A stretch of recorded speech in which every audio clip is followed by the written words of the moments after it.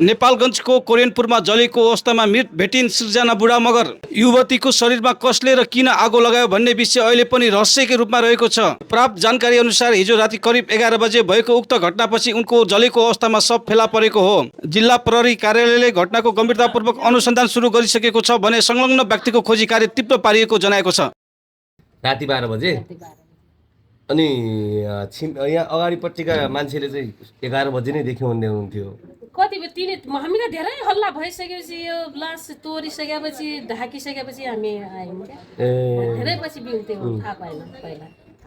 यहाँ जस्तो कि त्यो 22 वर्षीय युवतीको यहाँ हत्या भयो अथवा कुनै आवाज आउने चिच्याउने त्यत्रो आगो लागि भएको छ। हामीले त्यो बुझ्नु नभएको कुरा हामी कसरी थाहै छैन है। थाहै छैन। तपाईँ उठ्दा प्रहरी आइपुगेको थियो। आइपुगेर उठ्नु भनेर ढ्याकढ्याक गर्दाखेरि आउँदाखेरि तल हेर्दा त्यस्तो रहेछ। त्यसपछि बाहिर निस्क्यो।